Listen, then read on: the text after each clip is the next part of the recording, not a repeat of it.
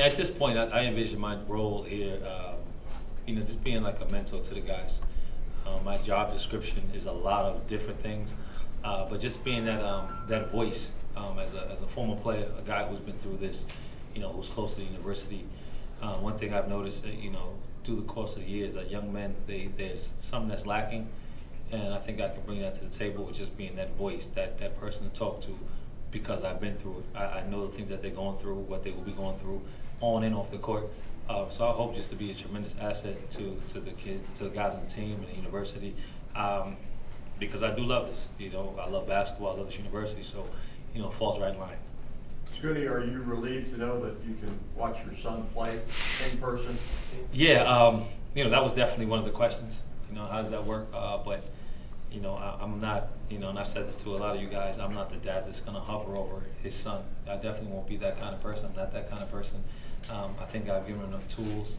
He has good people in his corner to work with. So, if I'm allowed, when the time comes, if I'm able to, if it's not a game or something, I'll be there front and center watching my son. If not, he definitely understands.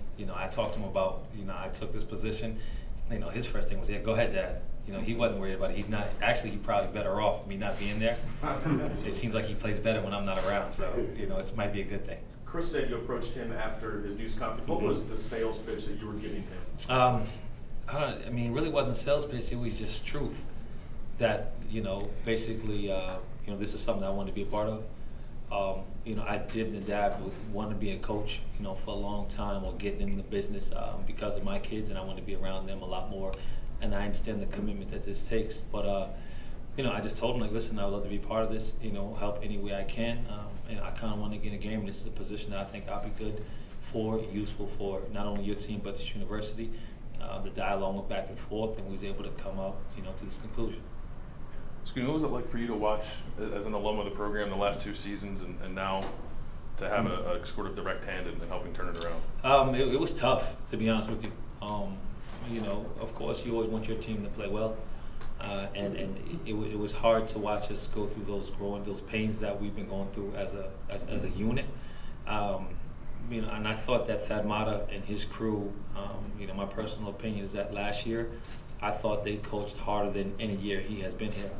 He tried, very hard, but things just didn't line up. But as an alum and someone who loves basketball, it was painful to watch. But I really do believe that we'll be on the uptake. This will be a tough year for sure. There's no doubt about that. But I think these guys have it going the right direction. I'm just happy to be a part of that. Scoonie, there's been so much turnover, obviously, and turmoil the last couple months. What's your message to the players now when you speak to them about the stability of the program, the future of the program? What do you try to get across to them, young guys who are in the situation now where everything's kind of up in the air? When I talk to these guys here, it's a great opportunity for you to showcase your skills. Hey, you guys are going to play. There's not a lot of you. And what is it that when kids come out of high school or while they're in college, what is it the thing they complain about most? Playing time. So there's no complaining here. There's no question about playing time. And it's cool because soon here I'll have a meeting with all the guys and talk to them. I can relate to this because the year I transferred in here with O'Brien, a lot of guys got kicked off the team or left the team, whatever case may be. It was kind of like clean house. It was sort of like the situation here. And I remember the guys, like a guy like Carlos Davis, who probably didn't play as much the year before. But now Carlos Davis played 40 minutes a game. Mike Redd is a freshman. You want to come and you not know how much you're going to play. Mike played so much, he was exhausted every game. Nishan Coleman, Jason Singleton, these guys played a major role. They played a lot of minutes, and it's something that these guys are going to have to go through. So as a player on this team here right now coming in, I know things might be rough, but I would be happy, like, hey, I'm going to get to play. Yeah, I probably get to take shots as well. So, as a player now, I think these guys should have their eyes wide open and just work hard and prepare for this upcoming season. I know rules prohibit you from actually recruiting as a member of the staff, but Chris said that the NCAA rules also keep you from being actually on the court and participating as a player. I'm sure that might be a little bit disappointing as a guy who loves to play. And despite not being on the court, what can you still bring, you think, as a player from your perspective?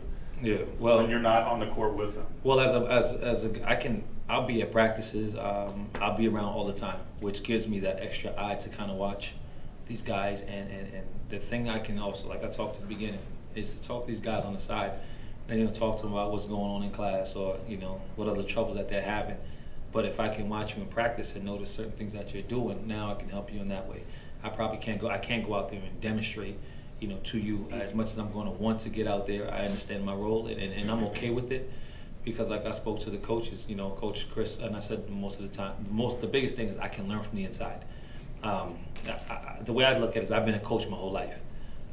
Whether it's on teams and things like that, I've always seen myself as a coach, as a leader. So for me, this role here doesn't seem like anything new to me.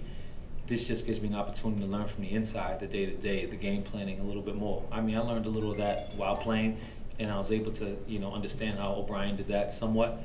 But to actually be in there, I think this just broadens my horizon on, broaden my perspective on coaching. But I think I'll be a good asset to these guys because, again, I'm a guy who played it, went through it, so I can see things and understand things that, not saying, Coach Holtman and his staff won't, but I think I bring something different to the table, and, I'm here to use it as much as possible.